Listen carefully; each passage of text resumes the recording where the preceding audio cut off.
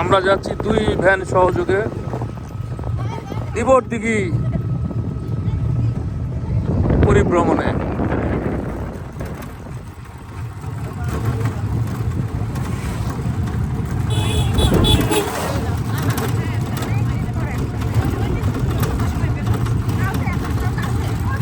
দিঘি দেখেছো না? কিরকম লাগছে? হ্যাঁ,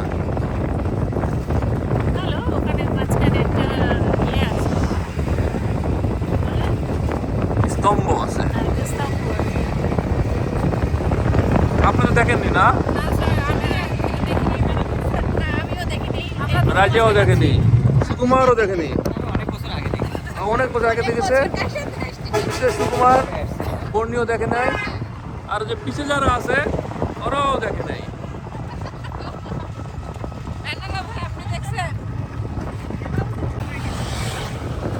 ও তো রেগুলার নিয়ে যায়, দেখবে কি? হ্যাঁ, সেই তো।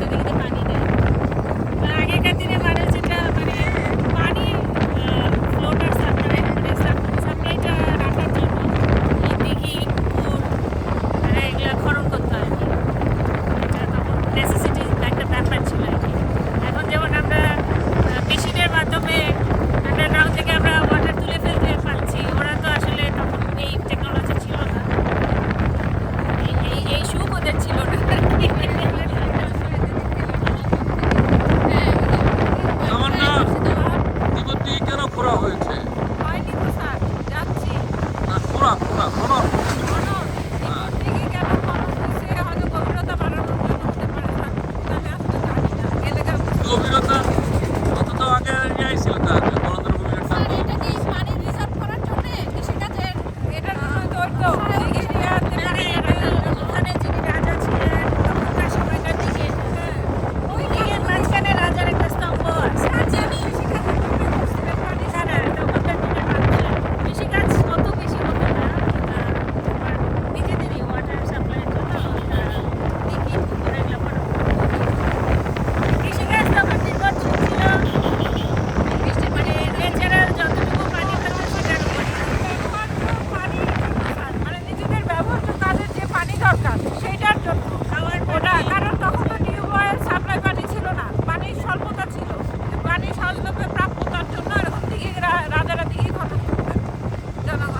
আমরা শুনছি যারা দিঘি দেখে নাই, আসলে সেই দিঘি খনন করার প্রয়োজনীয়তা তারা বর্ণনা করছেন ওনাদের পার্সপেক্টিভ থেকে।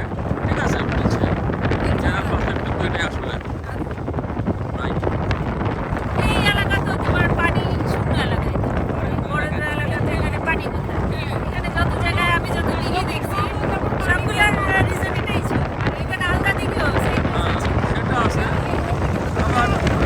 ঐতিহাসিকভাবে যে ব্যাকআপটা পাওয়া যায় সেটা আসলে ওটার একই কারণেই, ওই তখন পানির দরকার পড়ছে সে সময়কার রাজা, কিন্তু দীপক নামে একজন আর কি একজনই ছিল, উনি সেই সময় যে পাল রাজা যে ছিল সেই পাল রাজাকে সে হারাই ফেলছিল, মানে সে পরাজিত করে ওই এলাকাটাতে যে কৈবর্ত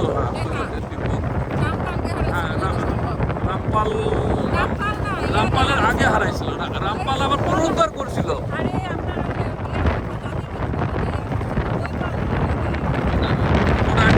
যেটা বলছিলাম সেটা এখন আসে নাই, তারপরে আসবে। এই বর্ণনা পাওয়া যায়, এটা বর্ণনা করা যায় যে সন্ধ্যাকর নন্দীর যে কবিতা আছে কাব্যগ্রন্থ রামচরিতে পাওয়া যায়।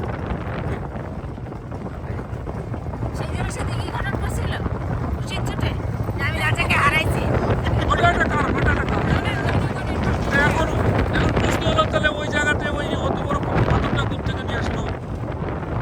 ওটা একক খণ্ডর পাথর, সেটা প্রশ্ন আছে, সেটা উত্তর আছে যে এই এলাকার যতগুলো এই সব পাথর কেন্দ্রে যে আছে স্থাপনা সকল পাথরই রাজমহল থেকে আসে, বিহারের রাজমহল থেকে নিয়ে আসে আর কি। হয়তো ওই সময় হয়তো নদীতে নিয়ে এসেছিল, হাতিতে নিয়ে এসেছিল, ব্যাখ্যা আছে মতান্তরে। তা আমরা যাই দেখি। নৌকায় উঠবেন আপনারা? টাইম পাবো না আসলে, সন্ধ্যা হয়ে যাচ্ছে। জানি ভাই অটো হয়ে যাচ্ছে আসলে।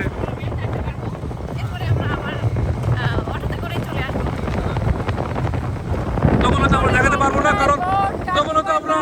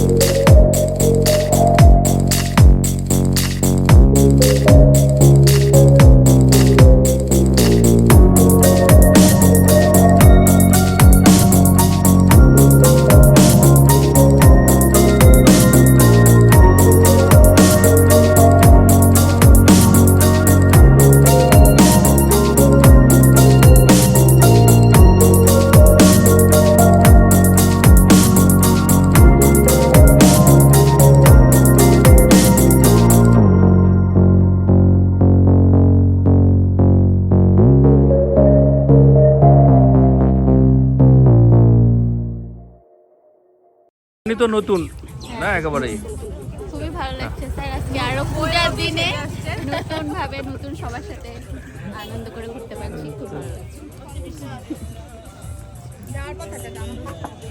তো আপনারা কি খুব খাচ্ছেন, মজা পাচ্ছেন?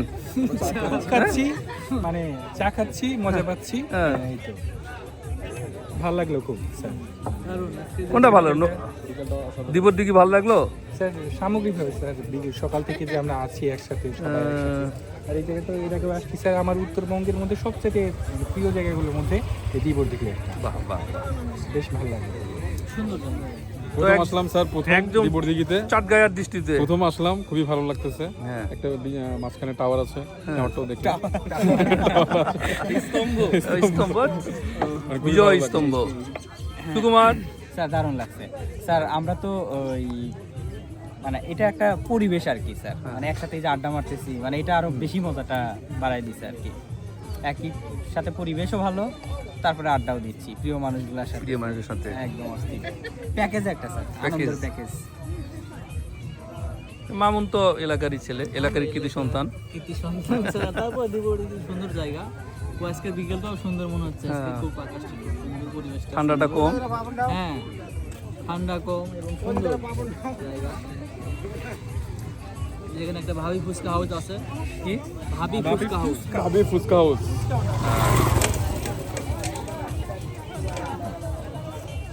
তো আমরা উঠে যাই, রওনা দিই। যাই রওনা দিই। রাত ঠান্ডার দিন, অনেক দূর যাব, আরো 20 কিলোমিটার যেতে হবে আবার। আর স্যার জার্নিটা সুন্দর, ওই যে খোলা একটা গাড়িতে হ্যাঁ। যাচ্ছি, মজাই লাগছে। ভালোই লাগছে। না, এটা মাঘ মাস না হয় যদি চৈত্র মাস হতো ভালো লাগতো। মাঘটাই আমাদের সমস্যা করছে আর কি, মাঘে আমাদের কাঁপিয়ে দিয়েছে, আরো কাঁপাবে, কিন্তু কাঁপানো শুরু হবে যাওয়ার সময়। আমরা আমরা মাঘকে জয় করে যাব আর কি। হ্যাঁ, আমরা শেষ করলাম দ্বীপরদিঘি ভ্রমণ। আমরা এখন ফিরছি, আমরা শেষ ছবিটা তুলছি, এখানেই সমাপ্তি ঘটবে আমাদের ছবি তোলা পর্ব এবং দ্বীপরদিঘি পর্ব।